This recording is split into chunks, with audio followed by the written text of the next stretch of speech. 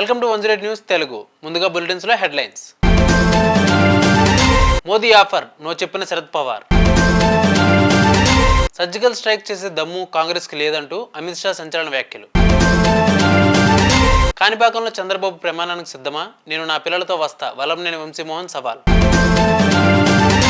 Assembly ఎన్నికల్లో ఓడిపోతానని ముందే తెలుసు, కేసీఆర్ కి కూడా చెప్పా, బీఆర్ఎస్ మాజీ మంత్రి షాకింగ్ కామెంట్స్. అమ్మ మామయ్యతో కలిసి పిఠాపురానికి రామ్ చరణ్. కాంగ్రెస్ లో విలీనమై ఉనికి కోల్పోవడం కన్నా భాజపా నేతృత్వంలో ఎన్డీఏలో చేరాలని ఎన్సీపీ శివసేన అధినేతలు శరద్ పవార్, ఉద్ధవ్ ఠాక్రేలకు ప్రధాని మోదీ పిలుపునిచ్చిన సంగతి తెలిసిందే. దానిపై పవార్ స్పందించారు. మోదీ ఆఫర్ను తిరస్కరించారు. తాను గాంధీ నెహ్రూ భావజాలాన్ని ఎన్నడూ వదులుకోనని, ముస్లిం వ్యతిరేక విధానాలు అవలంబించే వారితో చేతులు కలపనని స్పష్టం చేశారు. ప్రధాని మోదీ భాజపా నేతల్లో ఓటమి తాలూకు భయం కనిపిస్తోందని విమర్శించారు. అందుకే తన ప్రసంగాన్ని మతపరమైన వ్యాఖ్యలు చేస్తూ తమపై వస్తున్న ప్రతికూలతను మార్చుకోవాలని ప్రయత్నిస్తున్నారంటూ దుయ్యబట్టారు.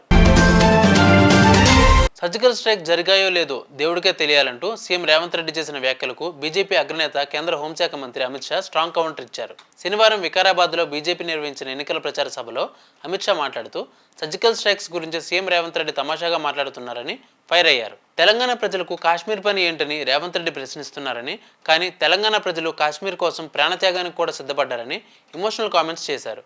సర్జికల్ స్ట్రైక్స్ చేసే దమ్ము కాంగ్రెస్ ప్రభుత్వానికి లేదని కౌంటర్ ఇచ్చారు. సర్జికల్ స్ట్రైక్స్ ద్వారా పాకిస్తాన్లోని ఉగ్రవాదులను ఏరిపారేశామని అమిత్ షా తెలిపారు.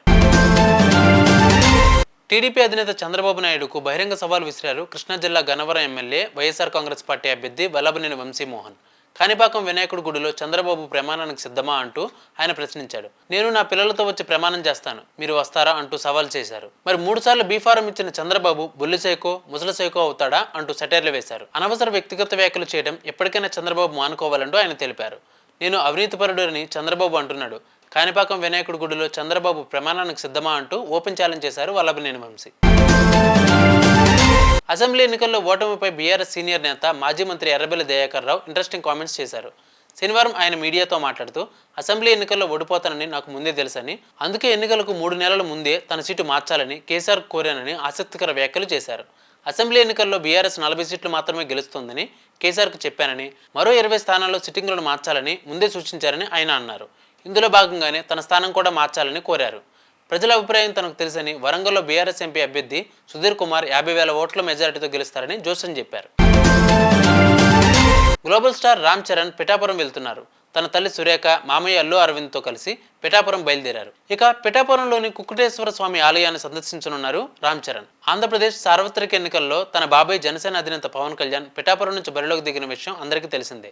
ఈ రోజుతో ఎన్నికల ప్రచారానికి తెరపడనుంది. ఈ నేపథ్యంలో రామ్ చరణ్ అక్కడికి వెళ్తుండటంతో ఆసక్తికరంగా మారింది. హైదరాబాద్ నుంచి తూర్పుగోదావరి జిల్లా రాజమండ్రి చేరుకున్నారు రామ్ చరణ్. రాజమండ్రి ఎయిర్పోర్ట్లో మెగా గ్లోబల్ స్టార్ రామ్ చరణ్కు ఘనంగా స్వాగతం పలికారు మెగా ఫ్యాన్స్.